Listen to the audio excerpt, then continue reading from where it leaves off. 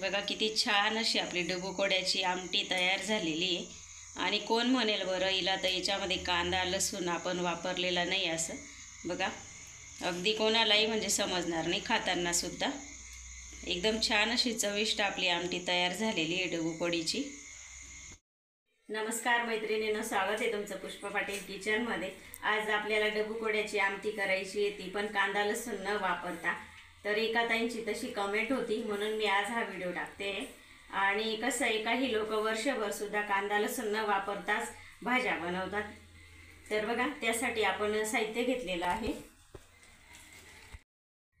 बघा अर्धा चमच खसखस घेतलेली आहे आणि अर्धा चमच पांढरे तीळ घेतलेले आहे, 1 चमच खोबऱ्याचा कीस घेतलेला आहे आणि अर्धा चमच गरम मसाला घेतलेला आहे आणि इथे अर्धी हिरवी मिरची घेतलेली आहे, थोडीशी कोथिंबीर आणि अर्धा इंच आल्याचा तुकडा घेतलेला आहे आणि अर्धा टोमॅटो घेतलेला आहे आपण।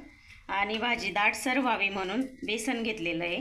तर गरजेनुसार आपण वापरायचं आहे। तर फक्त आपल्याला ह्या साहित्याचं वाटण तयार करायचं आहे। मसाला तयार करण्याच्या आधी आपल्याला हे साहित्य भाजून घ्यायचं आहे थोडंसं। बघा खोबऱ्याचा कीस टाकला, खसखस, आणि हे भाजताना गॅस अगदी मीडियम ठेवायचा आहे, साहित्य लगेच करपतं। तीळ,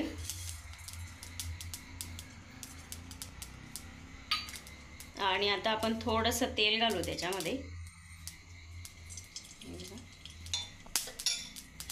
आणि थोडंसं आपण परतवून घेऊ।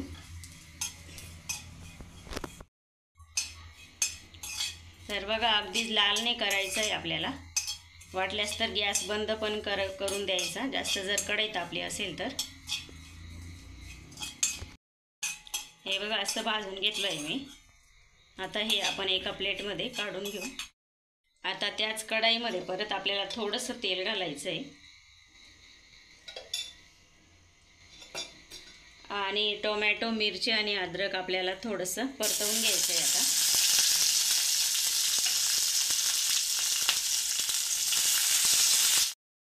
1 मिनिटभर आपण हे परतून घेतलं। बघा हलकेसे डाग पडेपर्यंत परतवायचं आहे आणि आता हे आपलं झालेलं आहे, काढून घेऊ। आता 5-6 मिनिट आपण हे साहित्य गार करून घेतलेलं आहे। आता आपल्याला मिक्सरच्या भांड्यामध्ये टाकून हे आधी खोबरं आणि खसखस तीळ हे बारीक करून घ्यायचं आहे आपल्याला। एकदम बारीक असं वाटून घेऊ आपण। हे बघा अगदी बारीक असं वाटून आपण हे तयार करून घेतलेलं आहे। बघा एकदम बारीक झालेलं आहे। आता मिरची आणि टोमॅटो आणि आल्याचा तुकडा टाकून आणि परत याला वाटून घ्यायचं आहे आपल्याला। तर बघा हे वाटण तयार केलं। आता कोथिंबीर घालून घेणार आहे थोडीशी। बघा आपण वाटण तयार करून घेतलं अगदी बारीक असं। आता लगेच फोडणी करू आपण। तर बघा इकडे कढई ठेवली तापायला, ज्या कढईमध्ये मसाला भाजला त्या कढईमध्ये भाजी करते मी। तेल घालायचं आहे आवडीप्रमाणे। तर मी इथे 2.5 पळी तेल घातलं। तेल थोडंसं आपल्याला गरम करून घ्यायचं आहे। बघा इकडे तेल आपलं गरम झालेलं आहे। बेसन पीठ घालू आपण आधी। थोडंसं घेतलेलं पीठ होतं त्याच्यातून अर्ध घातलं मी आणि थोडंसं परतवून घ्यायचं आहे, अगदी थोडंसं, जास्त नाही परतवायचं कारण मसाल्यामध्ये सुद्धा ते परतणार आहे। आणि लगेच आता आपल्याला हा मसाला टाकून घ्यायचा आहे।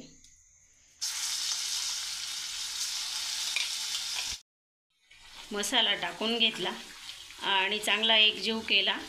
आता तेल सुटेपर्यंत आपल्याला छान असा परतवून घ्यायचा आहे। मसाला भाजला गेला आहे छान आणि बेसन पण छान भाजलं गेलं। तर आता आपण पावडर मसाले टाकून घेऊ। तर धना पावडर घालते, साहित्य दाखवताना दाखवली नव्हती। 1 चमच होती छोटा, आणि मिरची पावडर 1 चमच, हळद अर्धा चमच, छोटा अर्धा चमच, आणि गरम मसाला छोटा अर्धा चमच। आणि आता थोडंसं आपल्याला पाणी घालायचं आहे। थोडंसं पाणी घालू आणि हा मसाला परत एकदा चांगला शिजवून घेऊ आपण। बघा तेल सुटेपर्यंत आपला मसाला छान असा परतवला गेलेला आहे. आता आपण पाणी टाकून घेऊ आणि पाणी टाकताना गरम पाणी वापरायचं आहे, चव छान राहते.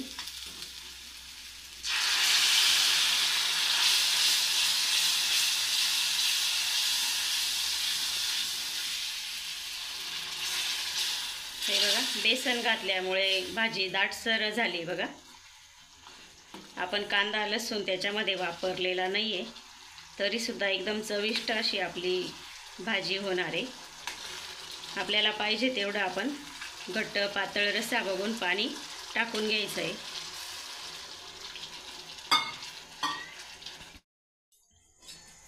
तर आपण मिक्सरच्या भांड्यामध्ये बघा मसाला तयार केला होता, त्याच्यात थोडंसं पाणी घातलं, ते पण आपल्याला इथं वापरायचं आहे.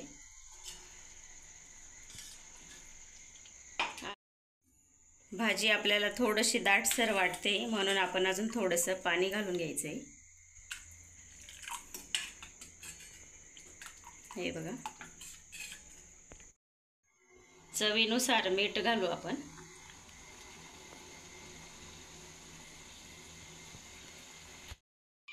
बघा इकडे आपला रस्सा उकळतोय, तोपर्यंत आपल्याला आता डबूकोड्यासाठी पीठ भिजून घ्यायचं आहे. बघा इकडे बेसन पीठ घेतलं आहे मी, मोठे म्हणजे 2 चम्मच. थोडंसं मीठ घेतलं आहे, ओवा घेतला आहे, हळद, थोडासा गरम मसाला घेतला 1 चुटकी आणि मिरची पावडर घेतली आहे थोडीशी, तर ती टाकून घ्यायची आता आपल्याला. आता आपण हे थोडंसं पाणी घालून पीठ मळून घेऊ. बघा जास्त पण पाणी नाही घालायचं, थोडंसंच घालायचं आहे. भिजून घेऊ आता पीठ आपण. तर बघा मी अजून थोडंसं पाणी घालणार आहे, म्हणजे एकदम असं घट्ट नाही आणि एकदम पातळ पण नाही, असं पीठ आपल्याला तयार करून घ्यायचं आहे. बघा या पद्धतीने असं पीठ मिक्स करून घ्यायचं आहे. हे बघा असं थोडंसं असं आलस पीठ ठेवलं ना आपण, म्हणजे थोडंसं असं पातळ, तर म्हणजे आलस असे वडे पण छान येतात, अगदी कडक असे होत नाही, निबर होत नाही भाजीमध्ये टाकल्यानंतर. हे बघा आणि एकदम आपण असं कडक जर पीठ भिजवलं ना तर ते वडेसुद्धा एकदम निबर होतात. त्याच्यासाठी थोडंसं असंच पीठ ठेवायचं आहे आपल्याला सरसरीत असं. हे बघा अशा पद्धतीने आपण पीठ भिजवून घेतलं बघा असं. आणि इकडे आपला रस्सा पण छान उकळून झालेला आहे. तर आता आपण हे सोडून घ्यायचे वडे, आणि रस्सा कधी पण उकळल्यानंतरच वडे सोडायचे.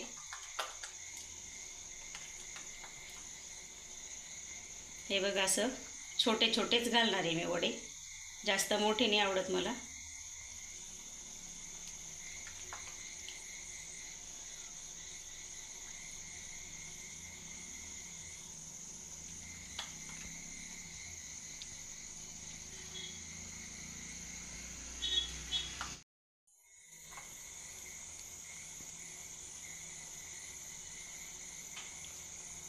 तर एका जागीच नाही टाकायचे, आपल्याला पसरवून घालायचे. एका जागी जर घातले तर एकावर एक पडतात आणि मग ते चिपकून बसतात. वडे सोडून घेतले आपण. बघा किती छान दिसते भाजी. आणि आता वडे आपण 5 मिनिटं रश्श्यामध्ये शिजवून घ्यायचे चांगले. बघा झाली आपली भाजी, वडे पण छान असे शिजून झालेले आहे. बघा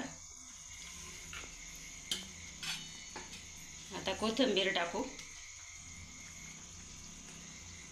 आणि गॅस करू बंद आता.